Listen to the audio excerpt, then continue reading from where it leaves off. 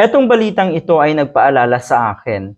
Noong nakaraang taon, meron pong lumabas na listahan ng mga fake news peddler. Okay? Fake news spreader.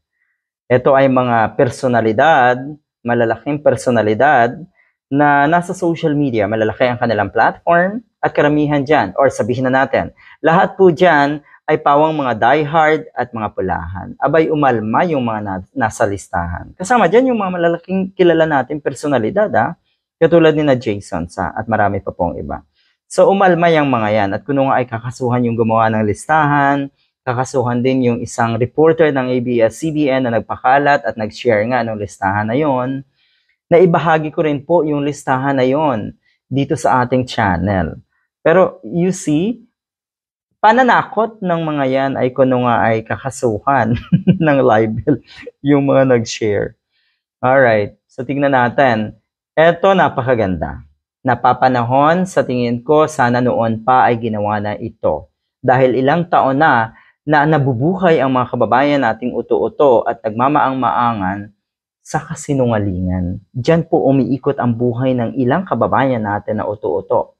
Kasinungalingan. Nabulag sila sa maling impormasyon. Napaniwala sila na ang mabuti ay yung totoong or ay yung mga masasama. At yun nga, napaniwala rin sila na ang masama ay yung totoong may malasakit at kabutihang ginagawa sa ating bansa. Naging baliktad po ang paniniwala ng marami sa mga kababayan natin dahil sa fake news at disinformation. Kaya ito, District Representatives file measure penalizing fake news spreader.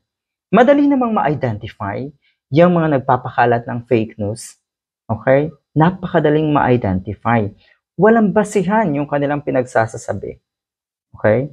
At higit sa lahat nga, kung titignan natin, ang intensyon ng kanilang pagpapakalat ng impormasyon, ng maling impormasyon, ay parang asiraan. May maling or may motibo na siraan yung taong involved. Kaya sila nagpapakalat at naghahabi, nag-iimbento ng kung ano-anong disinformation at fake news. Ganyan po, kitang-kita yan. Alam natin kung sino yung target na itong mga fake news peddlers na ito. Alam na alam po natin yan. Anyway, Davao City, First District Representative Paulo Duterte, o UC, si Duterte pa, ito yung napaka-ironic na sila pa yung may lakas ng loob na kuno nga ay mag-file at gumawa ng mga ganitong resolution para sa fake news. Balikan lang natin, talagang napaka-ironic na manggagaling pa sa mga katulad nila na sa tingin ko ay nakinabang din sa fake news.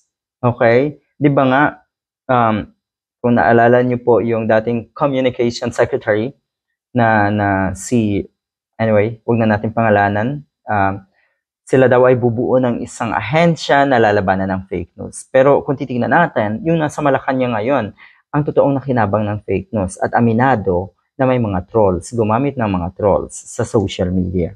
No, diba? Ito yung ironic talaga Okay? Sino ito? Kasama si District or si Benguet District Representative Eric Yap. Sila ay magko-collaborate sa House Bill 9422. Penalizing online platforms that spread and or neglect fake news reports. Yon. Okay. Maganda. Maganda yung intention.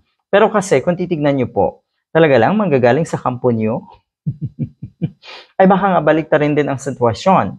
Ngayong totoong balita, yung mga nasa social media halimbawa na nagsishare ng totoong impormasyon, ay sila yung paratangan nyo na fake news spreader at fake news peddler. O di ba posibleng mabaliktad na naman ang sitwasyon dito sa balitang ito na sila nga yung magiging author netong House Bill 9422. Good luck.